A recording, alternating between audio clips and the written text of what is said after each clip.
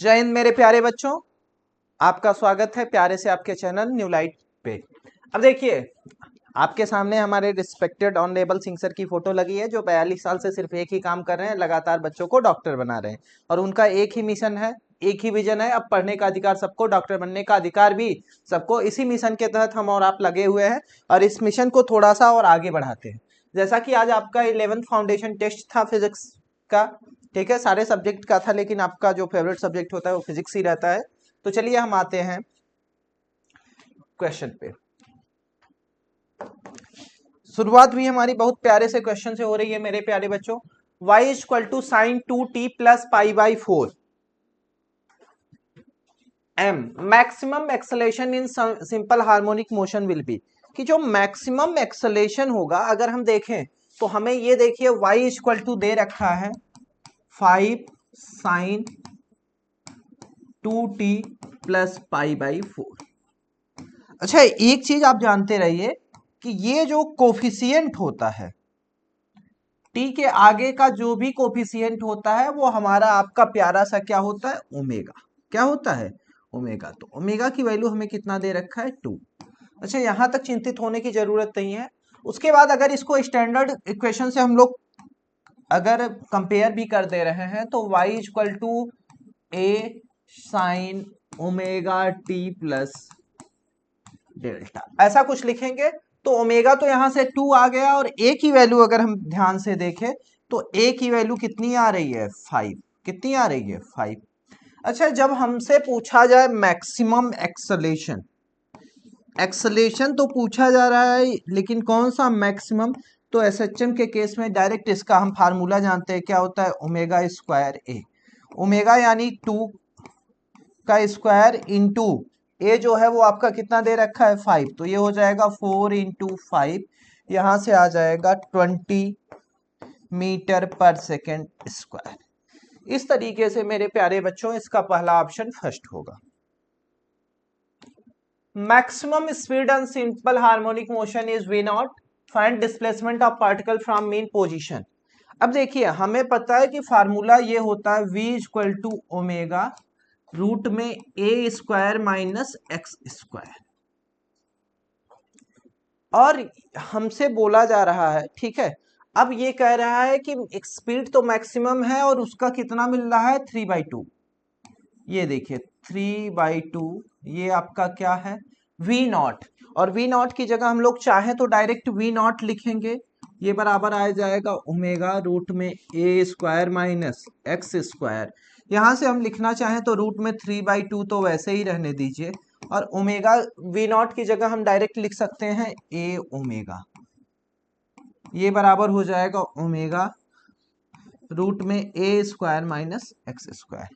अब दोनों साइड से हम बड़े प्यार से कैंसिल कर देते हैं ओमेगा को और स्क्वायर कर देते हैं। तो स्क्वायर करते ही ये पूरी वैल्यू हो जाएगी आपकी 3a square by 4 that is equal to A square minus x square. यहां से हम लिखना चाहेंगे तो लिख सकते हैं X square equal to A square minus 3a square by 4। यहां से आ जाएगा ये ए स्क्वायर बाई 4। यहां से डायरेक्ट दोनों साइड हम लिख सकते हैं x equal two plus minus a by 2। तो इस तरीके से हमारा आंसर हो गया मेरे प्यारे बच्चों, थर्ड। चलिए आगे बढ़ते हैं। Find amplitude of given simple harmonic motion. अगर इस क्वेश्चन को करना हुआ तो ये बहुत ही आसान क्वेश्चन आपके लिए है बच्चे, इसमें कुछ कैलकुलेशन ही नहीं है। आपको पता है इस तरीके से हम लोग खींच सकते हैं साइन को, इस तरीके से हम खींच सकते हैं कॉस को। साइन की वैल्यू हमें दे रखा है 4, कॉस की और इसकी 5। तो जो भी रिजल्टेंट मिलेगा वो हमेशा कितना मिलेगा, रूट में 4 का स्क्वायर प्लस 5 का स्क्वायर, यही हमें रिजल्टेंट देगा। तो ये हो जाएगा 16 प्लस 25, यहाँ से आ गया रूट में 41। तो इस तरीके से हमारा आंसर हो गया फोर्थ। तो मेरे प्यारे बच्चों, मुझे लगता है यहाँ तक आपको कोई प्रॉब्लम होनी नहीं चाहिए। आगे बढ़ते हैं। Find time period of oscillation. अच्छा, सबसे खास बात ये होती है कि अगर हम इस सिस्टम को देख रहे हैं, this system is in parallel के एंड 2k किसमें है, ये दोनों पैरेलल में है। और पैरेलल का मतलब अगर मैं के नेट लिखना चाहूं तो बड़े आराम से बिना सोचे लिख सकता हूं, के नेट यानी जोड़ दीजिए, तो ये हो जाएगा k प्लस 2k, यानी यहां से आपका कितना आ गया 3k। अब टाइम पीरियड किसी सिस्टम का निकालना है तो हम डायरेक्ट फार्मूला लगा सकते हैं, 2 पाई रूट में m बाई के इक्विवेलेंट, यहां से t इक्वल टू आ जाएगा 2 पाई रूट में m बाई 3k। तो यहां से मेरे प्यारे बच्चों अगर हम ध्यान से देखेंगे तो ऑप्शन हो जाएगा हमारा दूसरा। चलिए आगे बढ़ते हैं। The length of a simple pendulum is increase to 16 times its time period will be. अब देखो टाइम पीरियड कितना होगा ये पूछा जा रहा है, तो हमें टाइम पीरियड का फार्मूला तो पता है ना, t equal to 2 pi root में l बाई जी। अच्छा 2 पाई अपने लिए कांस्टेंट है और जी भी क्या है कांस्टेंट, तो यहां से हम लिख सकते हैं t directly proportional to l root में, यहां से आ जाएगा t1 by t2 that equal to root में l अपान दूसरे का 16 टाइम बढ़ा रहे हो 16l, यहां से l से l कैंसिल होगा, ये कितना आ जाएगा 1 बाई 16 यानी 1 बाई 4। अब क्रॉस मल्टीप्लीकेशन कर देंगे अगर तो यहां से आ जाएगा t2 equal to 4 into t1, यहां से हमें मिल गया कितना 4 टाइम्स, कितना 4 टाइम्स ऑफ t1। तो इस तरीके से हमारा आंसर कौन सा हो गया, फोर्थ हो गया मेरे प्यारे बच्चों। चलिए फिफ्थ देखते हैं।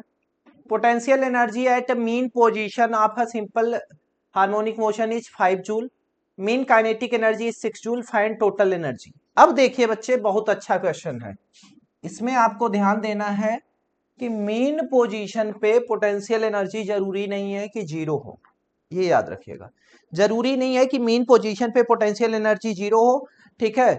मीन पोजीशन पे पोटेंशियल एनर्जी मिनिमम होती है, उसका जीरो होना जरूरी नहीं है। तो अगर ऐसा कोई भी क्वेश्चन मिलता है तो सबसे पहले आप मीन पोजीशन की बात करोगे, तो एट मीन पोजीशन कहां पे देख रहे हैं, at mean position, mean position पे देख रहे हैं तो दो चीजें हैं, एक तो मीन पोजीशन पे आप बोल रहे हो कि पोटेंशियल एनर्जी कितनी जूल है 5 जूल, पोटेंशियल एनर्जी ये 5 जूल है। और अगर हम देख रहे हैं तो एवरेज जो है वो 6 है, एवरेज जो है वो क्या है 6 है, तो इसका मतलब काइनेटिक एनर्जी जो मैक्सिमम होगी वो एवरेज का क्या, भाई हमें पता है कि एट मीन, मीन पे पोटेंशियल एनर्जी क्या होती है मिनिमम होती है और काइनेटिक एनर्जी क्या होती है मैक्सिमम होती है। एक मिनिमम है दूसरा क्या है मैक्सिमम। तो यहाँ पे हम लिख सकते हैं कि सर पोटेंशियल एनर्जी, अब यहाँ पे काइनेटिक एनर्जी अपने को ये मिनिमम है, काइनेटिक एनर्जी कैसी मिलेगी मैक्सिमम मिलेगी, और हमें ये फार्मूला पता है कि ये हमेशा एवरेज का कितना टाइम्स होती है 2 टाइम्स, तो यहाँ हम लोग डायरेक्ट लिख सकते हैं 2 इंटू 6 यानी कितना आ गया 12 जूल। अब इसकी वैल्यू अगर हम ध्यान से लिखें तो पोटेंशियल एनर्जी हमें पता है 5 जूल और काइनेटिक एनर्जी कितनी पता है 12 जूल, तो टोटल एनर्जी अगर मैं लिखना चाहूं तो ये हो जाएगा टोटल एनर्जी 17 जूल, कितना हो जाएगा 17 जूल। तो इस तरीके से मेरे प्यारे बच्चों पहला ऑप्शन होगा। आगे बढ़ते हैं, time period of oscillation of given system. अच्छा अब यहाँ पे देखिए दो मास लगे हुए हैं, ऑसिलेशन दो मास का हो रहा है, किसी एक मास का नहीं हो रहा है मेरे प्यारे बच्चों। तो इसमें बड़ी प्यारी चीज हमें निकालनी पड़ती है, nu which is known as reduced mass, इसे हम क्या नाम देते हैं रिड्यूस्ड मास। और रिड्यूस मास की जो वैल्यू होती है वो होती है m1 इंटू m2 अपान m1 प्लस m2, कुछ ऐसा लिखते हैं मेरे प्यारे बच्चों। अब हमें सिर्फ टाइम पीरियड लिखना है, कुछ और करना नहीं है, तो टाइम पीरियड बड़े स्मूथली हम लोग लिख सकते हैं। पहले न्यू की वैल्यू तो निकाल लें, न्यू यहां से आ जाएगा हमारा, इस दोनों का मास क्या सेम है तो ये हो जाएगा M square upon M into 2m, यहां से हम लोग इसे डायरेक्ट लिख सकते हैं m/2, क्या लिख सकते हैं m/2। तो यहां से t इक्वल टू हम लिखेंगे 2 पाई रूट में न्यू बाई के, तो यहाँ पे न्यू बाई के लिखा जाएगा। न्यू की वैल्यू अगर हम लोग ध्यान से देखें तो ये वैल्यू आपकी m/2 आ रही है। 2 पाई न्यू बाई के की जगह हम लोग रखेंगे m/t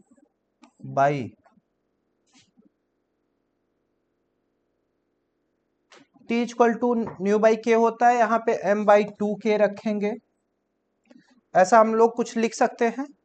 अब देखिए यहाँ पे 2 को अंदर ले लीजिए, तो 2 को अंदर लेंगे तो पाई वही रहेगा, ये आ जाएगा आपका 2 अंदर आएगा तो 4 हो जाएगा, 4m/2 के। यहाँ से 2 से ये कैंसल हो जाएगा, ये आ जाएगा पाई 2m/k। तो यहाँ से मेरे प्यारे बच्चों ऑप्शन आपका कौन सा हो गया? फोर्थ हो गया, फोर्थ है। चलिए आगे बढ़ते हैं। A spring was shows correct time during its free fall motion. Region G have no effect on time period of spring was system. हाँ जी, T इक्वल टू हम क्या लिखते हैं? 2 पाई रूट में m/k। अच्छा l/g भी होता है, लेकिन देखो वहां पे अगर डेल्टा l ले रहे हो तो वास्तव में वो डेल्टा l ना हो के, ठीक है।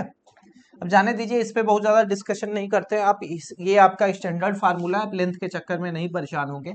आपको पता है कि जो स्प्रिंग वॉच है वो करेक्ट टाइम दिखाती है फ्री फॉल मोशन में भी, does not affect by G, ये याद रखिएगा, does not affected by G effective. ये जी इफेक्टिव से अफेक्टेड नहीं होगा, तो पहला सही है। दूसरा जी है no effect on time period of spring watch system, जी हाँ, यानी एसर्शन भी सही है, रीजन भी सही है और एक्सप्लेनेशन भी क्या है? सही है। तो मेरे प्यारे बच्चों, तो यहां से हम लोग पहला ऑप्शन कर सकते हैं, फर्स्ट। चलिए आगे बढ़ते हैं।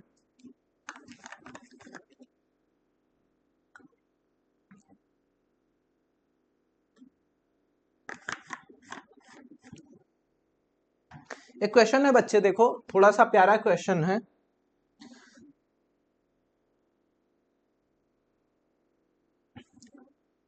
अब देखो कह रहा है कि in simple harmonic motion the velocity is maximum when acceleration is minimum. जी हाँ, ये पूरी तरीके से सही है कि एसर्शन जो लिखा है कि सिंपल हार्मोनिक मोशन में वेलोसिटी जब मैक्सिमम होती है तो एक्सेलरेशन क्या होता है? मिनिमम होता है। हमें पता है कि अगर कोई बॉडी एसएचएम परफॉर्म कर रही है तो वो यहाँ पे मीन पॉइंट पे है, ये उसका पॉजिटिव एक्सट्रीम है, और ये क्या है? उसका निगेटिव एक्सट्रीम। और यहाँ पे मेन पोजीशन पे हमें वेलोसिटी क्या मिलती है? मैक्सिमम मिलती है। क्या मिलती है? मैक्सिमम। लेकिन यहाँ पे एक्सेलरेशन क्या होता है? जीरो। तो ये कह रहा है कि जब वेलोसिटी मैक्सिमम होगी उस समय एक्सेलरेशन क्या होगा? मिनिमम। जी हाँ, ये स्टेटमेंट स्मूथली सही है। इसके बाद दूसरा देखते हैं, displacement and velocity differ in phase by π/2। भाई यहाँ डिस्प्लेसमेंट की जगह क्या, वैसे है तो ये भी सही, क्योंकि हमें पता है कि इधर की तरफ अगर आपका डिस्प्लेसमेंट है x, इधर की तरफ वेलोसिटी है, और इधर की तरफ क्या है आपका? एक्सेलेरेशन है। वेलोसिटी और क्या है? डिस्प्लेसमेंट। तो ध्यान से देखिए, तो ये 90 डिग्री तो बन रहा है, ये स्टेटमेंट सही है, लेकिन डिस्प्लेसमेंट और अब एक्सेलेरेशन की बात करता तब तो सही था, लेकिन ये डिस्प्लेसमेंट की बात किया, इसका मतलब एसर्शन भी सही है, रीजन भी सही है, लेकिन रीजन करेक्ट एक्सप्लेनेशन नहीं है। आगे बढ़ते हैं प्रभु। A mass m is suspended from a weightless spring and it has time period t. The spring is now divided into 4 equal parts and the same mass is suspended from one of each part. The new time period will be. अब ये कह रहा है कि मास को हमने suspend कर लिया है वेटलेस स्प्रिंग से, और स्प्रिंग को डिवाइड कर दिया है 4 इक्वल पार्ट में। तो थोड़ा सा इसको समझते हैं हम लोग। अगर कोई एक स्प्रिंग है जिसका स्प्रिंग कांस्टेंट k है और ये डिवाइड कर दिया गया है इन 4 पार्ट, डिवाइडेड इनटू 4 पार्ट्स। किसमें डिवाइड किया गया है? 4 पार्ट्स में डिवाइड कर दिया गया है। तो जब 4 पार्ट में डिवाइड किया गया है तो सीधे समझिए कि अब जो स्प्रिंग मिलेगा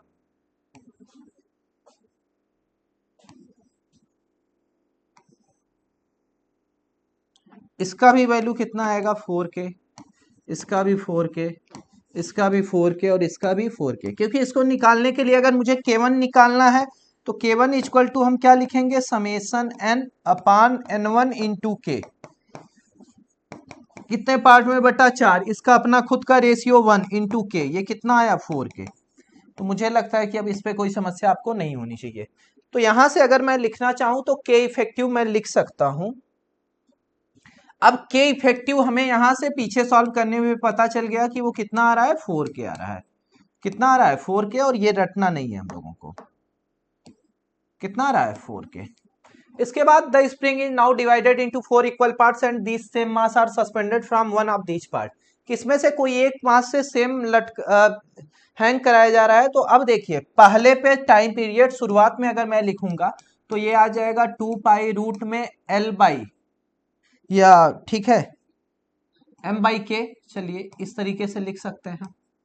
दूसरा के अगर टाइम पीरियड मुझे लिखना हुआ तो t इक्वल टू 2 पाई लिखेंगे, रूट में m t डैश लिख रहे हैं, ये बराबर m अपान कितना आएगा, 4k, ऐसा कुछ लिख सकते हैं। अब देखिए इसे ऐसे भी लिखा जा सकता है 2 पाई रूट में m बाई के इंटू, अब 1/4 है, इसे रूट में बाहर लो या डायरेक्ट लिख दो, मैं स्पून फीडिंग करा रहा हूं तो उसकी दिक्कत नहीं है। अच्छा लेकिन इस पे स्पून फीडिंग मत करिए, ये देख के रखिए कि 2 पाई इक्वल टू रूट में m बाई के, ये वैल्यू किसकी है, t की, तो ये आ जाएगा t इंटू ये आ जाएगा 1/2। तो नया टाइम पीरियड जो है वो कितना आ रहा है, t/2। तो मेरे प्यारे बच्चों अगर इस तरीके से देखो तो देखोगे तो आंसर कौन सा सही है, दूसरा। चलिए आगे बढ़ते हैं। A particle performing simple harmonic motion of same time period t and amplitude a,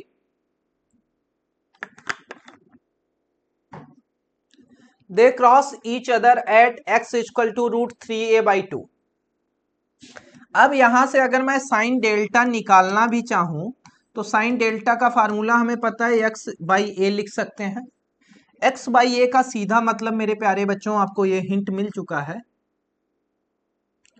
कि वो क्रॉस कर रहे हैं एक दूसरे को किस पे, तो यहाँ पे डेल्टा की वैल्यू हम लिखना चाहेंगे तो ये आ जाएगा root 3/2a upon root 3a/2 by a से कैंसिल हो जाएगा, तो यहाँ से आ जाएगा sine delta equal to sine 60 degree. यहाँ से डेल्टा की वैल्यू कितना आ गया, 60 डिग्री। मुझे लगता है कि बच्चे यहाँ तक आपका कोई प्रॉब्लम होना नहीं चाहिए। इसके बाद हम लोग बात कर रहे हैं कि इनके बीच का फेज डिफरेंस बताइए।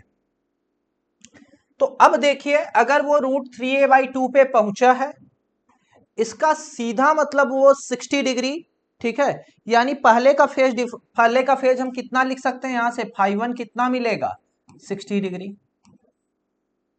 अब पहला अगर हम सर्कल के थ्रू इसको देखना चाहें तो φ2 भी हमें जो मिलेगा वो दूसरे क्वाड्रेंट में होगा और वो भी कितना बना रहा होगा, 60, यानी इसका जो एंगल बनेगा वो कितना बनेगा, 120 डिग्री।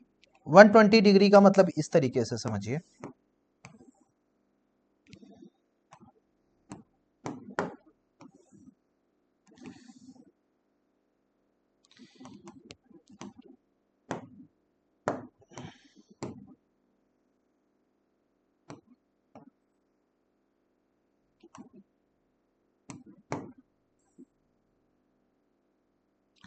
अब अगर आप ध्यान से देखिए तो ये एंगल आपका 60 डिग्री दे रखा है, ये भी 60 डिग्री दे रखा है क्योंकि 120 वहां से चल रहा है। तो अच्छा उसके लिए परेशान होने की जरूरत नहीं है, ये एंगल अगर हम ध्यान से देखेंगे तो कितना है, 60 डिग्री है, यानी फेज डिफरेंस की हम जब बात करेंगे तो वो डायरेक्ट कितना आ जाएगा, 60 डिग्री। तो यहां से बच्चे हमारा एक ही आंसर 60 डिग्री का दिख रहा है, 11 का π/3। चलिए आगे बढ़ते हैं। Distance traveled by particle in a simple harmonic motion when its displacement change from π/6 to 5π/6। π/6 से कितना जा रहा है, 5π/6। π/6 का सीधा मतलब ये है बच्चे कि ये 30 डिग्री यानी डिस्टेंस पे कितना होगा, a/2 के, ऐसा होगा। अच्छा ये a/2 डिस्टेंस अगर हम देखेंगे ध्यान से तो ये आपका मीन पोजीशन, ये प्लस एक्सट्रीम पोजीशन, ये -16 पोजीशन। अभी जो अपना प्यारा सा पार्टिकल है वो जाके बैठा है यहाँ पे, ठीक है, a/2 पे। किस पे जाके बैठा है? a/2 पे। अब एक a/2 पे इधर जा रहा है, दूसरा इधर की तरफ आ रहा है a/2।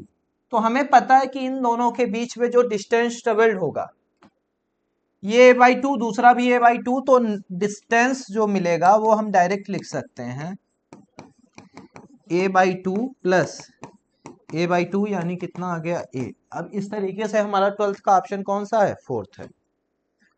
फिर देखिए अगला, in a simple harmonic motion 4b² equal to 25 minus x square find amplitude.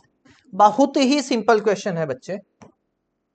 देखो हम इसे ऐसे लिखेंगे 4b² that equal to 25 minus x square. इसे हम इधर लेके चले आए तो v² इक्वल टू आ जाएगा 25,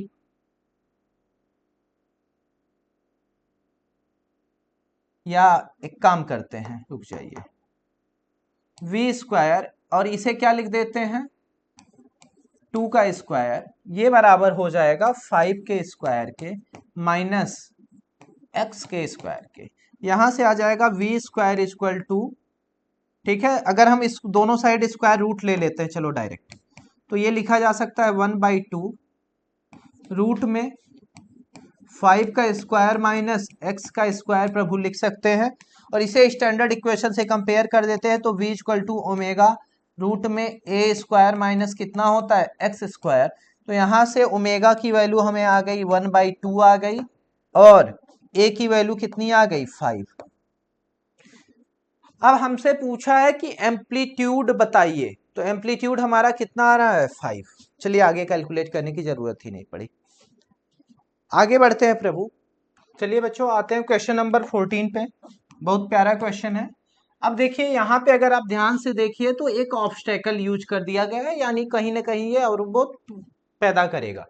तो अगर इसका टाइम पीरियड लिखना हुआ तो डायरेक्ट तरीका है कि t इक्वल टू हाफ, क्योंकि ये पूरा तो जाने नहीं देगा, इसको हाफ पे ही रोक देगा इसको।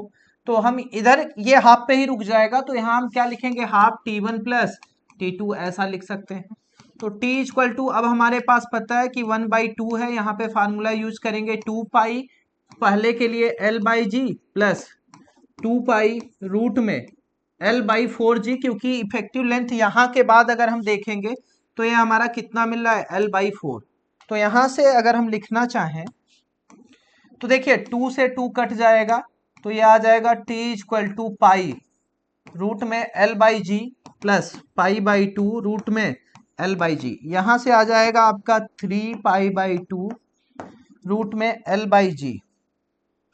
तो यहां से हमारा पहला ऑप्शन है मेरे प्यारे बच्चों। आगे बढ़ते हैं। The potential energy of a simple harmonic oscillator when the particle is half way of in point is. अच्छा बच्चे देखो, कैलकुलेशन करना वो अच्छी चीज है, लेकिन थोड़ा सा आप लोगों को डेटा भी इस चीज का पता होना चाहिए। तो अपने ये दिमाग में रखना कि यक्स इक्वल टू, अगर a/√2 की बात हो रही है तो पोटेंशियल एनर्जी किसके बराबर होती है? काइनेटिक एनर्जी के, और टोटल एनर्जी का क्या होती है? हाफ। पहला पॉइंट ये हमें याद रखना है। दूसरा याद रखना है कि यक्स इक्वल टू अगर a/2 है तो वहां पे पोटेंशियल एनर्जी जो होगी वो E/4 होगी, और काइनेटिक एनर्जी जो होगी वो कितना होगा? 3E/4 होगा। ये 2 पॉइंट हमें ध्यान में रखना है। वैसे आप चाहो तो इसको बड़ा प्यार से कैलकुलेट कर सकते हो, कोई समस्या नहीं है। देखिए पोटेंशियल एनर्जी का हमें फार्मूला पता है कि पोटेंशियल एनर्जी को हम दिखाते हैं half m omega square a square से, half omega square x square से। अब यक्स हमें पता है कि कितना है a/2, तो यहां से u इक्वल टू लिख सकते हैं half m omega square a square into 1/4।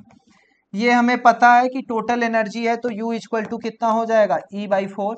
तो ज्यादा बेटर तरीका है बच्चों कि हम नीट वाले हम इस तरीके को याद रखेंगे। तो ये कितना होगा? E/4, option third. आगे बढ़ते हैं। Total energy of a particle performing simple harmonic motion depend on. तो अगर हम बात करेंगे तो ये सिर्फ ठीक है 2 चीजों पर डिपेंड करता है। हमें पता है कि टोटल एनर्जी का फार्मूला जो हम लिखते हैं वो E equal to half m omega square a square है। इसे हम ये भी लिख सकते हैं हाफ m। अब देखो हमें पता है कि ओमेगा इक्वल टू कितना होता है 2 पाई/t, तो यहां से आ जाएगा m 4 पाई² t² a², ऐसा कुछ लिख सकते हैं। अब जितना भी डेटा अगर हम ध्यान से देखें तो इसमें सिर्फ यही फिक्स रहता है आपका, टी और ए पे डिपेंड करेगा, यानी ये ई जो है ये ठीक है एक्चुअली फंक्शन होगा किसका, ए का और टी का, मतलब उस पर डिपेंड करेगा, हम ऐसा बोल रहे हैं। ठीक है, आप सीधे समझो कि हमारे दो फैक्टर पे, एम्पलीट्यूड पे और इस पे डिपेंड करेगा। चलिए आगे बढ़ते हैं। If a simple pendulum of length L has maximum angular displacement theta then find the maximum velocity of the ball. देखिए हमें ये पता है कि अगर मान लीजिए कोई सिंपल पेंडुलम है तो मैक्सिमम यहां तक गया, एंगल ऑफ डिफ्लेक्शन मान लेते हैं थीटा है, उसके लिए हमें कुछ सोचना नहीं है। अब देखिए इस तरीके से हम कर सकते हैं। तो हमें पता है कि अगर टोटल लेंथ एल है तो ठीक है, ये वाला जो कंपोनेंट होगा यहां से यहां तक का, ये आपका कितना होगा एल कॉस थीटा होगा, और इसकी बात करेंगे तो यहाँ पे एच जो आएगा वो आ जाएगा L minus L cos theta, या इसी को लिख सकते हो L one minus cos theta, ऐसा कुछ लिख सकते हैं। अब देखिए अगर हम काइनेटिक एनर्जी की बात कर रहे हैं तो काइनेटिक एनर्जी तो पता है हमें कि कितना आएगा mgl cos थीटा, उसके लिए कुछ सोचना नहीं है, क्योंकि काइनेटिक एनर्जी किसके फॉर्म में बदलेगी, पोटेंशियल एनर्जी के। यहां से हम लोग लिखना चाहें तो कुछ ऐसे लिख सकते हैं। ठीक है, अगली स्लाइड पे आ जाते हैं हम लोग। हाफ mv², ये बराबर हो जाएगा mgh के, काइनेटिक एनर्जी किसके बराबर दिखा रहे हैं, पोटेंशियल एनर्जी के, तो mgh की जगह हम लोग क्या रखेंगे L one minus cos theta, क्योंकि जो काइनेटिक एनर्जी है वही किसमें बदल रही है, पोटेंशियल एनर्जी में। तो यहां से अगर हम लोग लिखना भी चाहें आगे तो इसे डायरेक्ट लिख सकते हैं। अब ई की वैल्यू तो हमें दे रखा है कि कितना होगा हाफ एम बी स्क्वायर, तो वही बी स्क्वायर रहने देते हैं, एम से एम को कैंसिल कर देते हैं और 2 को उधर ले लेते हैं। m से m को कैंसिल कर दिया, 2 को उधर ले लिया, तो v स्क्वायर इक्वल टू आ गया हमारा 2gl 1 माइनस कॉस थीटा। अच्छा, इसके लिए हल्की सी टिग्नामेट्री यूज होगी, जो आपको पहले से ही पता है कि अगर इसकी वैल्यू हम देखना चाहें तो ये कितना होता है 2 साइन स्क्वायर थीटा/2, तो वही डायरेक्ट लिख दीजिए। v square equal to 2gl तो रहेगा, और इसकी वैल्यू 1 माइनस कॉस थीटा की वैल्यू कितना लिखते हैं हम लोग 2 साइन स्क्वायर थीटा/2, ऐसा कुछ लिख सकते हैं। यहां से अगर हम लोग आगे बढ़ना चाहें तो ये आ जाएगा आपका 2 से 2 जो होगा वो कैंसल हो जाएगा, v square equal to 4gl sine square theta. यहां से v की वैल्यू हम लोग निकालना चाहेंगे तो v आ जाएगा रूट में, ये 4 2 हो जाएगा, ये gl आएगा, और इसकी वैल्यू हम लिखना चाहेंगे तो कितना आएगा साइन थीटा/2। तो देखते हैं ऐसा कोई ऑप्शन है, तो ऐसा हमें एक ही ऑप्शन दिख रहा है, कौन सा, सेकंड। चलिए आगे बढ़ते हैं। Two particles p and q start from origin and execute simple harmonic motion along x axis with same amplitude but time period 3 second and 6 second. The ratio of velocities of p and q when they meet. अब देखिए हमें ये सीधा पता है कि v equal to हम लोग क्या लिखते हैं omega A square minus x square. मुझे लगता है यहां तक तो किसी को कोई समस्या होगी ही नहीं। तो अब यहां से अगर मैं लिखना चाहूं तो वो सेम, अब बोल के रख रहा है कि एम्पलीट्यूड सेम है, यानी ए सेम है, मिल सेम जगह रहे हैं, तो इसका मतलब x की वैल्यू डिस्प्लेसमेंट भी अपना क्या होगा, सेम होगा। तो अब देखो इसे ऐसे भी लिखा जा सकता है v equal to 2 pi a square minus x square, बाकी सारे डेटा सेम है, v डायरेक्टली प्रोपोर्शनल टू कितना आ गया 1/t, ऐसा लिख सकते हैं। तो यहां से अगर मैं लिखना चाहूं तो ऐसे लिख सकता हूं कि v1/v2 that equal to t2/t1। तो t2 की वैल्यू अगर हम रखें तो वो कितना है 6 है, T1 की वैल्यू 3 है तो ये कितना आ गया 2/1। तो V1 और V2 का रेशियो कितना आ गया 1:2, 2:1। तो 18 का आंसर कौन सा हो जाएगा second 2:1।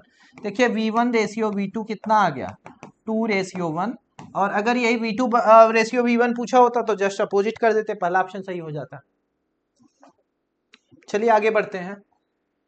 The maximum acceleration of a body moving in simple harmonic motion is alpha and maximum velocity is beta, amplitude is। हमें पता है कि अगर मैं एक्सलेशन मैक्सिमम लिख रहा हूं,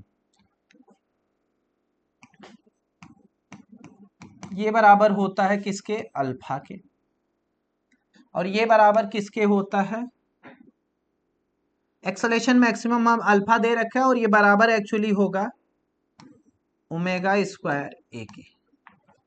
इसके बाद हम बात करते हैं फिर वेलोसिटी मैक्सिमम, ये दे रखा है हमें कितना बीटा, ये बराबर होगा ओमेगा ए के। तो चलिए कुछ मत करिए, सिंपल सा डिवीजन कर दीजिए, काम ही खत्म हो गया। देखिए यहां से हम लिख सकते हैं alpha by beta that is equal to omega into omega A by omega A. Omega A से ओमेगा ए गया तो ओमेगा इक्वल टू आपका आ गया अल्फा बाई बीटा। ऐसा हम चाहें तो बहुत आसानी से लिख सकते हैं।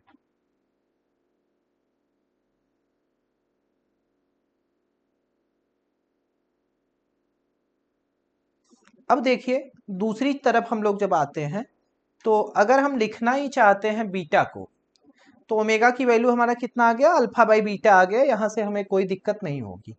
अब वो पूछ रहा है कि एम्पलीट्यूड बताइए, तो एम्पलीट्यूड अगर मुझे बताना हुआ यानी ए की वैल्यू बतानी है, तो यहां से हम लोग लिख सकते हैं बीटा की वैल्यू जो है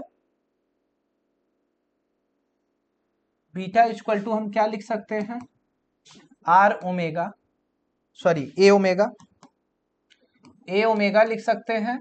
तो बीटा स्क्वायर इक्वल टू क्या लिख सकते हैं ए स्क्वायर ओमेगा स्क्वायर, ऐसा कुछ लिख पाना पॉसिबल है। अब इसे ऐसे भी लिख सकते हैं बीटा का square that equal to A omega square into क्या लिख सकते हैं ए। हमें ए ही निकालना है और हमें पता है कि ये वैल्यू कितनी है बीटा स्क्वायर है, ये किसके बराबर हो जाएगा यहाँ पे देखिए तो अल्फा का स्क्वायर इंटू ए, सॉरी अल्फा इंटू ए, क्योंकि हमें पता है अल्फा की वैल्यू कितना है ओमेगा स्क्वायर ए है।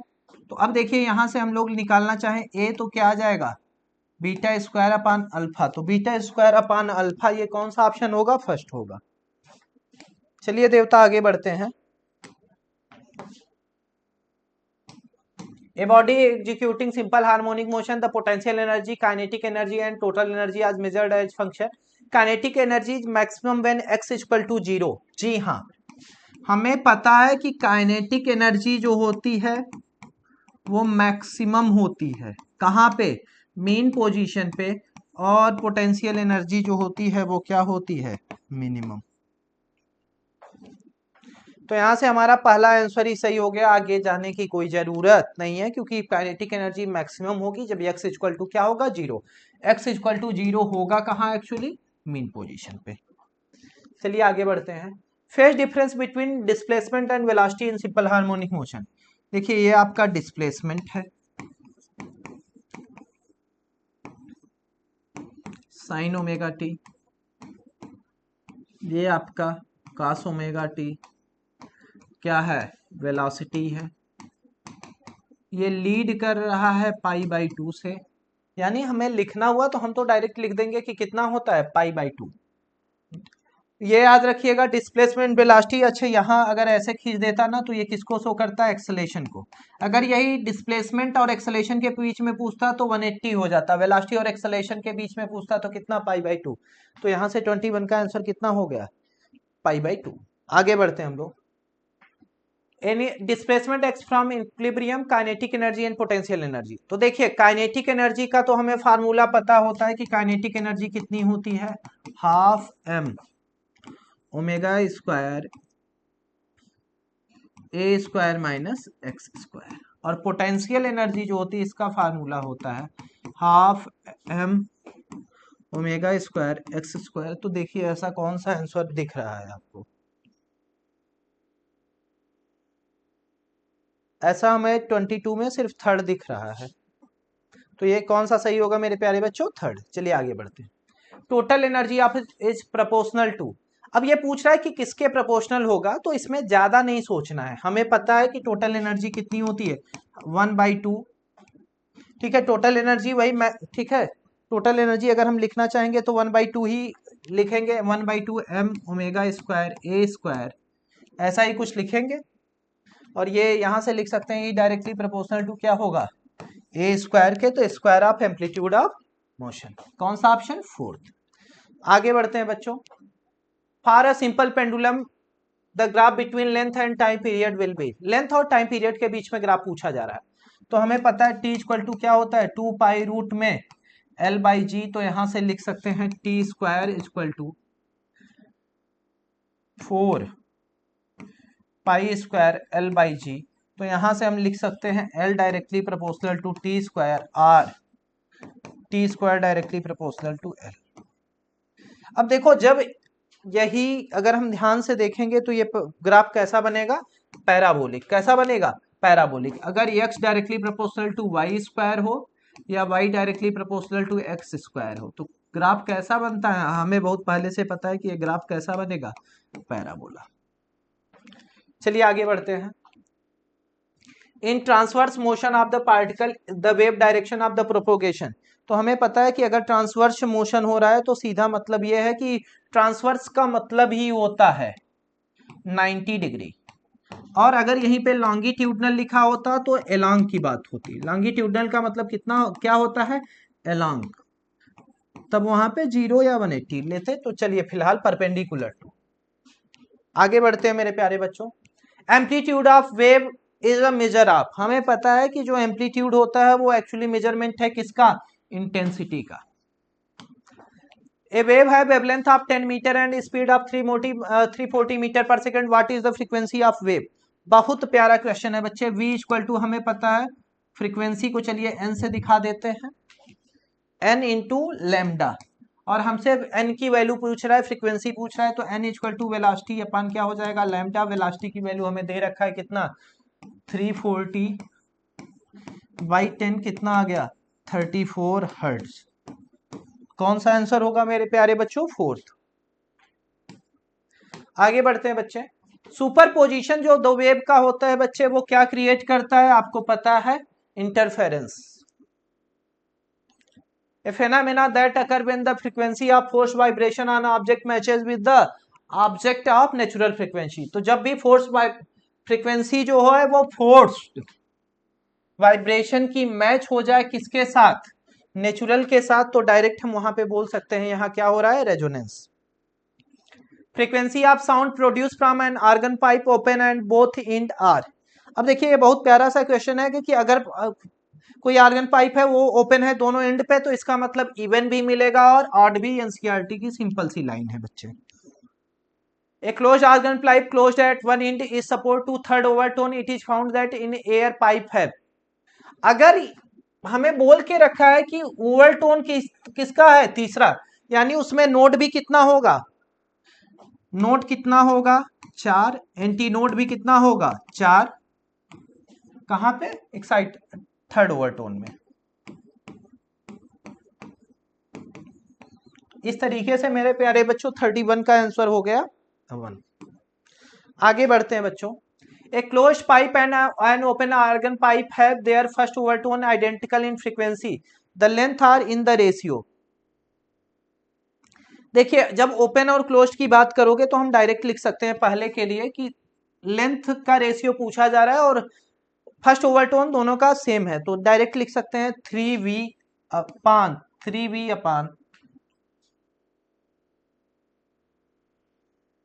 4IC closed. क्लोज्ड का लिख रहे हैं, ये बराबर होगा 2v अपान, इसके बाद 2। यहां से अगर हम लोगों को लेंथ का रेशियो पूछा जा रहा है तो सॉरी इसको एल लिखिए। अगर लेंथ लिख रहे हैं तो यहाँ से ये कैंसल होगा, यहाँ से ये हमारा आ जाएगा ऐसा कि ये ऊपर की तरफ रहेगा, तो यहाँ से आ जाएगा। ये ओपन और क्लोज का रेशियो पूछ रखा है, पहले किसको रखा है, क्लोज को, तो पहले हम लोग क्लोज को लेते हैं, तो क्लोज ऊपर चला जाएगा, तो ये आ जाएगा 3/4 दैट इक्वल टू, ये इससे कैंसल होगा, आपको आ जाएगा L closed upon L open. तो आंसर कितना आ रहा है 3/4, एकलौता ऑप्शन है, ठीक है, इसमें ज्यादा सोचना नहीं है। आगे बच्चे, with propagation of longitudinal wave through a medium, आपको पता है कि वेव अगर जाती है तो एनर्जी और मोमेंटम को कंजर्व करती है, लेकिन ये ध्यान दीजिए कि यहाँ पे कौन सी वेव है, लॉन्गिट्यूडनल वेव है, और लॉन्गिट्यूडनल वेव जो होती है वो हमेशा एनर्जी को ही सिर्फ कैरी करती है। चलिए आगे बढ़ते हैं। The relation between phase difference and path difference is, बहुत बेसिक सा फार्मूला है बच्चे, हम लोग पढ़ रखे हैं कि डेल्टा फाई जो होता है वो कितना होता है 2π/λ इंटू क्या होता है डेल्टा एक्स। तो अब बताइए ऐसे कौन सा दिख रहा है, एक ही तो आंसर दिख रहा होगा, वो भी कौन सा है, पहला ही है। Sound wave travels fastest in solid liquid gas vacuum, sound wave सबसे ज्यादा ट्रेवल करती है फास्ट किसमें, सॉलिड में, लिक्विड में, गैस में, वैक्यूम में। सर सॉलिड में, इसीलिए जब हम ट्रेन के किनारे, ट्रेन आने वाली रहती है, हम ट्रेन की पटरी पे कान रखते हैं तो सबसे ज्यादा सॉलिड में मिलता है। आप याद रखिएगा कि साउंड वेव सबसे कम स्पीड वैक्यूम में होती है, 0 होती है, उससे थोड़ी सी ज्यादा गैस में, उससे ज्यादा लिक्विड में, और सबसे ज्यादा कहाँ होती है, सॉलिड में होती है मेरे प्यारे बच्चों। आगे आते हैं क्वेश्चन नंबर 36 में, तो y equal to A sine omega T plus के एक्स प्लस 0.57 है। तो यहां से अगर मैं फेज लिखना चाहूं तो φ1 मैं लिख सकता हूं, ये है ओमेगा टी प्लस के एक्स प्लस 0.57। मुझे लगता है इस तक किसी को कोई दिक्कत नहीं होगी।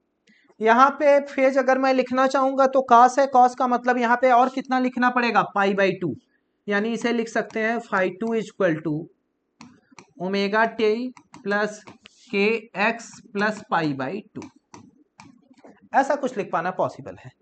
अब फेज डिफरेंस अगर मुझे लिखना ही हुआ तो phase difference delta phi equal to क्या होता है, φ2 माइनस φ1 होता है प्रभु। अगर φ2 को मुझे लिखना हुआ तो φ2 मुझे पता है कि डायरेक्ट लिखा जा सकता है। अब ये सारी चीजें एक दूसरे से कैंसिल होगी, φ2 से ये देखिए, अगर मैं लिखना चाहूं तो इसको लिख सकते हैं, लेकिन इतना लंबा नहीं खींचते। देखो π/2 माइनस क्या लिखेंगे 0.57, ये वैल्यू आ जाएगी 3.14 अपॉन 2 माइनस 0.57, ये आ जाएगा 1.57 माइनस 0.57, वैल्यू कितनी आ गई मेरे प्यारे बच्चों, 1। कितनी आ गई, 1। चलिए आगे बढ़ते हैं।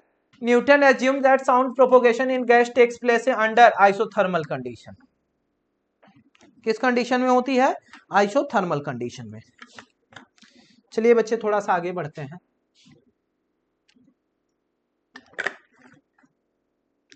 38 का देखते हैं बच्चे।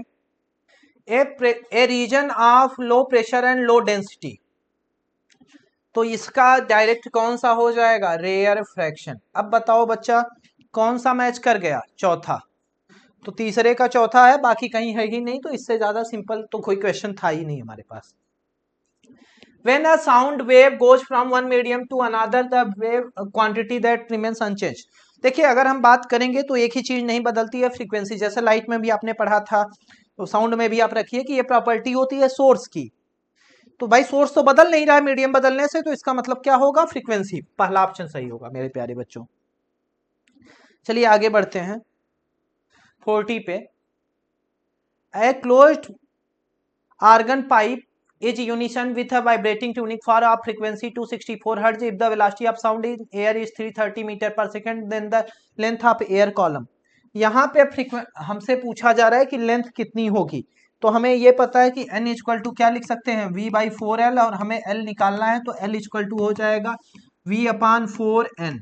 v हमें दे रखा है कितना मेरे प्यारे बच्चों, 330 है,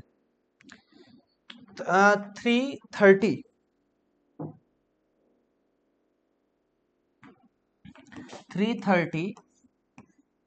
इंटू 4 इंटू फ्रीक्वेंसी हमें दे रखा है बच्चों 264, और ये हमें सेंटीमीटर में चाहिए, तो इंटू कितने से मल्टीप्लाई कर दो, 100 से। तो यहाँ आपका ये कैलकुलेट करोगे तो ये एग्जैक्ट आंसर आ जाएगा 31.25 सेंटीमीटर। तो इस तरीके का हमारा ऑप्शन चौथा है। आगे बढ़ते हैं। 56 tuning forks are arranged such that each fork produces 4 beats per second with its preceding fork. The frequency of last fork is 3 times that of the first. The frequency of first fork will be. अब देखिए, अगर ये 56 है तो हम बात किस पे करेंगे? 54 पे। तो n प्लस वो प्रीसीडिंग फर्स्ट वाले की बात कर रहा है 55b, ये बराबर हमें दे रखा है डायरेक्ट कि कितना है 3 टाइम्स n के। ये सिंपल सा रिलेशन दे रखा है। तो यहां से अगर मैं निकालना चाहूं तो 2n इक्वल टू आ गया 55b। अब इसके बाद n मैं निकालना चाहूंगा तो ये हो जाएगा 55/2 इंटू b की वैल्यू हमें दे रखा है 4। कितना दे रखा है? 4। तो यहां से ये कटेगा, 2 आएगा, ये आ जाएगा 110 हर्ट्ज। कौन सा आंसर? दूसरा। चलिए प्रभु आगे बढ़ते हैं। The velocity of sound in air is 350 metre per second. The fundamental frequency of organ pipe की पूछ रहा है। तो देखिए, अगर हमें फ्रीक्वेंसी देखनी है किसकी? ओपन आर्गन पाइप की, तो इसका डायरेक्ट फार्मूला होता है V/2L। V/2L लिखेंगे, इसे डायरेक्ट लिख सकते हैं। V की वैल्यू दे रखा है 350/2 इंटू L आपको कितना दिया है? 50, और हमें आंसर इंटू कितना करेंगे? 100। तो यहां से अगर हम लोग कैलकुलेशन कर रहे हैं एग्जैक्ट, तो ये कट जाएगा, 2 आएगा, तो ये आ जाएगा 350। तो यहां से आंसर हमारा कितना आ गया? 350 हर्ट्ज। बहुत ही सिंपल क्वेश्चन है बच्चे। आगे बढ़ते हैं हम लोग। 43 में देखते हैं। A 110 centimetre long wire is to be divided into 3 segment by 2 bridges 1:2:3। The position of length bridges will be. अब देखिए, हमें पता है कि फ्रीक्वेंसी जो होगी वो डायरेक्टली प्रोपोर्शनल होगी 1/L के। किसके होगी? 1/L के। तो यहां से हम लोग लिख सकते हैं कि अगर एक का रेशियो लिखना चाहेंगे तो लिख सकते हैं 1:1/2:1/3। ऐसा कुछ लिखा जा सकता है। तो L1 अगर मुझे लिखना हुआ तो L1 हम टोटल रेशियो देखें तो 1:2:3 है, यानी कितना है? 6/11 इंटू 110, ये आ जाएगा आपका 60 सेंटीमीटर। कितना आ गया? 60 सेंटीमीटर। तो एक तरफ से कितना आ गया? 60 सेंटीमीटर हो गया। तो फिर आगे की तरफ हमें सोचना ही नहीं है, क्योंकि आगे कहीं 60 दिया ही नहीं है। A tuning fork whose frequency is given by manufacturer is 512 Hz is being tested with accurate oscillator.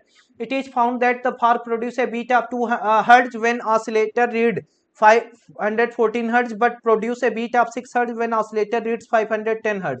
Actual frequency of the, अब देखो 514 है, अगर इसमें +2 करोगे तो कितना आ जाएगा? 516 आ जाएगा। और दूसरा क्या कह रहा है कि 2 नीचे जा सकता है 512 से।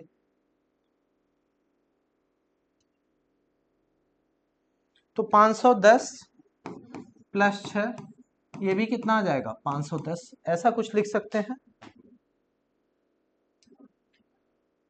दूसरी तरफ अगर हम इसको देख रहे हैं तो ये भी हो सकता है कि 500, ठीक है, ये भी लिख सकते हैं। 514 है, इसमें से कितना 2 करेंगे तो 502 512 आ जाएगा।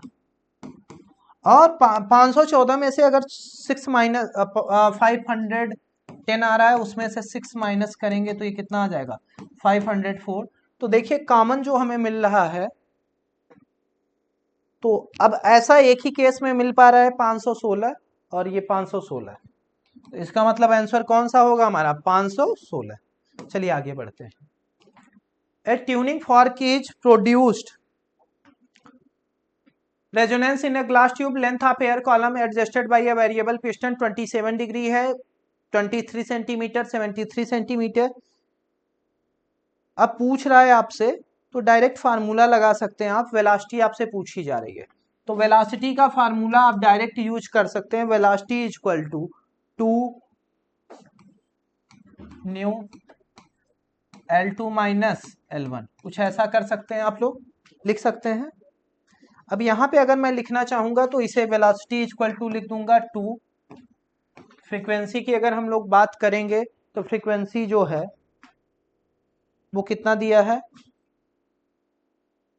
L1 और L2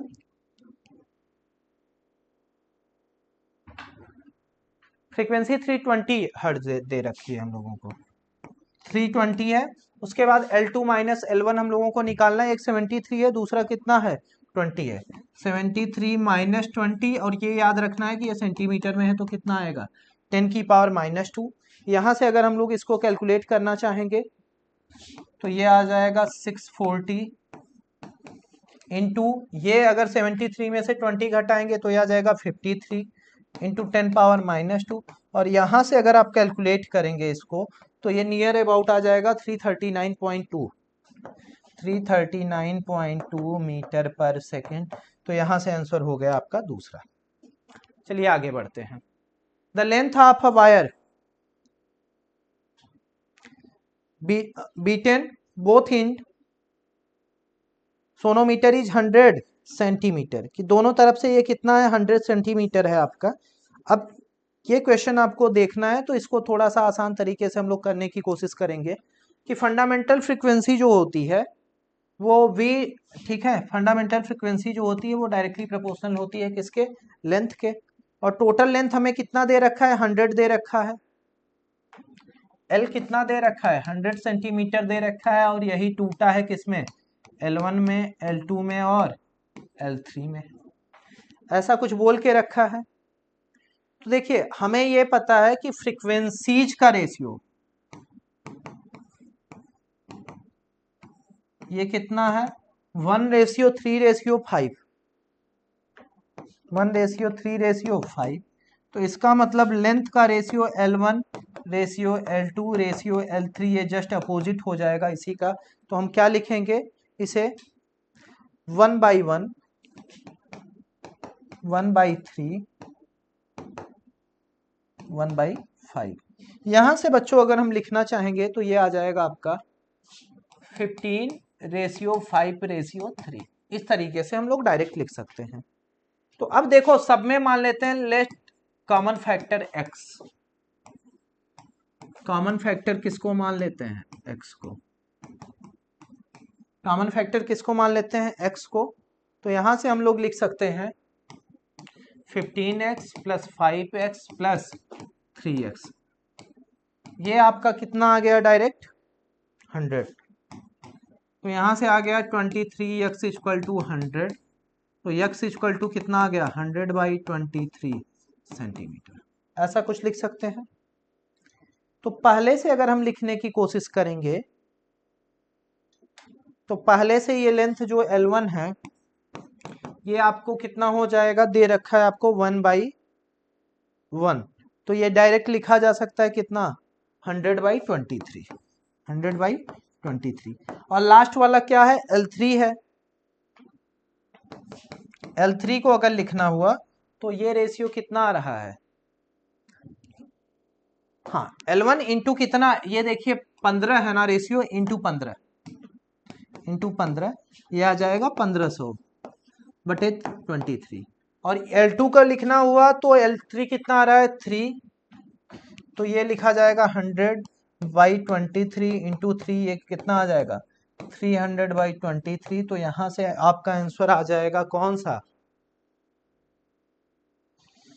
पहला कितना आना चाहिए 1500/23, और दूसरा कितना आना, एक तरफ से कितना आना चाहिए 300/23। तो ऐसा कोई ऑप्शन नहीं है।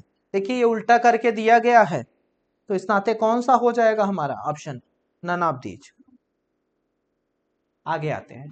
A standing notes having 3 notes and 2 anti notes is formed between 2 atoms having a distance 1.21।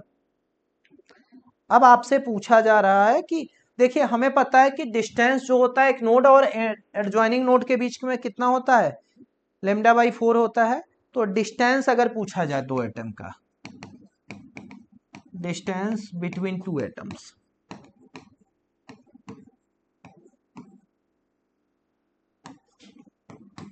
Distance between two atoms पूछा जाएगा तो ये कितना आएगा 4 इंटू लेमडा बाई 4, कितना आएगा 4 बाई लेमडा बाई 4, क्योंकि यही डिस्टेंस ही होती है और ये वैल्यू आपको दे रखी है डायरेक्ट 1.21 एंगस्ट्रॉम, कितना दे रखा है 1.21 एंगस्ट्रॉम।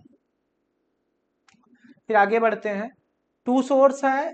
अब देखिए एक की फ्रीक्वेंसी आपको 600 दे रखा है ओमेगा 2, पहले देखिए ओमेगा 1 अगर यहां से हम निकालें तो ये कितना दे रखा है, ओमेगा 1 आपको दे रखा है 600 पाई, तो यहाँ पे 2 पाई बाई टी लिख सकते हैं, या फ्रीक्वेंसी ही निकालना है तो डायरेक्ट 2 पाई एफ लिख सकते हैं, तो 2 पाई एफ हमारा जो लिखेंगे वो 600 पाई आएगा, 2 पाई एफ जो आएगा वो 600 पाई आएगा, यहाँ से एफ जो आ गया वो 300 पाई आ गया, ये F1 है। इसके बाद अगर हम F2 निकालना चाहें तो यहां से कंपेयर करेंगे, तो F2 अगर यहां से लिखना चाहेंगे तो 2 पाई F2 ये बराबर किसके होगा 608 पाई के, तो F2 इक्वल टू कितना आ गया 304 पाई आ गई। मुझे लगता है यहां तक आपको कोई समस्या होनी नहीं चाहिए। अब नंबर ऑफ बीट्स जो सुनाई देंगी per second, number of beats heard per second, number of beat जो सुनाई देंगी पर सेकेंड वो कितना होगा 304 माइनस ये कट जाएगा 300 पाई नहीं रहेगा बच्चे,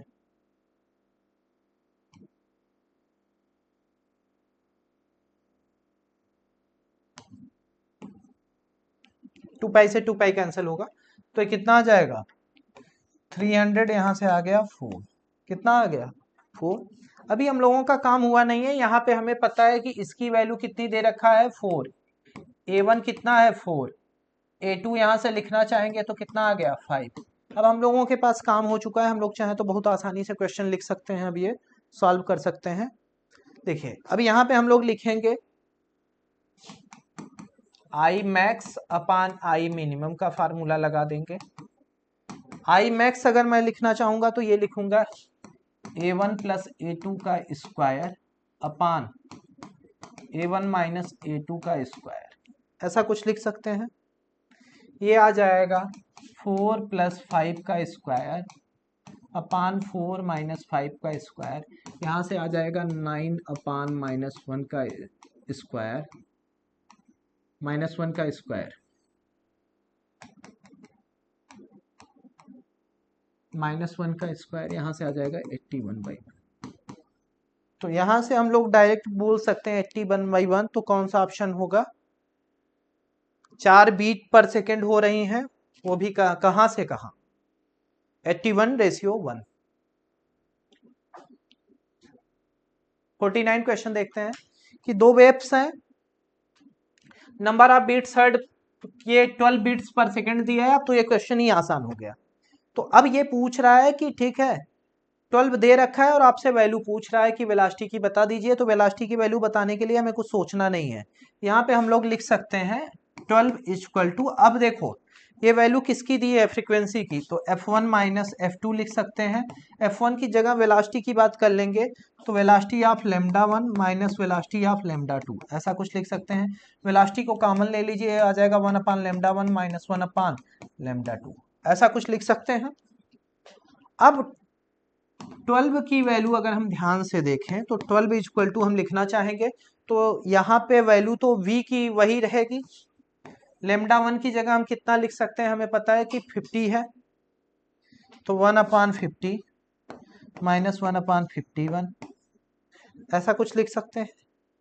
यहाँ से ये वैल्यू आ जाएगी 12 equal to v 51 minus 50 upon 50 into 51, यहाँ से लिख सकते हैं 12 equal to v upon 50 into 51, ये कुछ इस तरीके से लिख पाना पॉसिबल है। अब यहां से बच्चे हम लोग आगे बढ़ेंगे तो v इक्वल टू आ जाएगा, ठीक है 12 इंटू 50 इंटू 51, ये आ जाएगा आपका 600 इंटू 51। अच्छा ये जो वैल्यू आ रही है किसमें आ रही है? सेंटीमीटर पर सेकेंड में। किसमें आ रही है? सेंटीमीटर पर सेकेंड में आ रही है। तो इसको अगर हम मीटर पर सेकेंड में बदलना चाहेंगे तो किससे डिवाइड कर दें? 600 इंटू 51 बाई 100 कर दें। 2 जीरो से 2 जीरो गया, कितना आ गया? 306 मीटर पर सेकेंड। देखिए कौन सा आंसर है?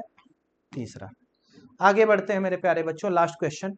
Length of a second pendulum on the surface of moon where g is 1/6 g on the earth. Length पूछ रहा है तो देखिए यहां पे हम लोग डायरेक्ट लिख सकते हैं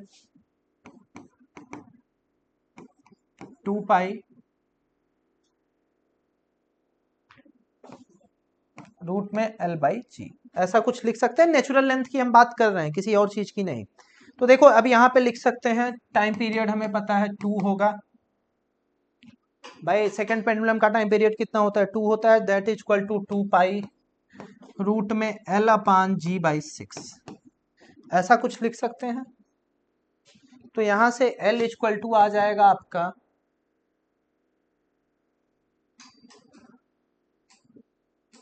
2 से 2 कैंसिल कर दीजिए। L इक्वल टू आ जाएगा आपका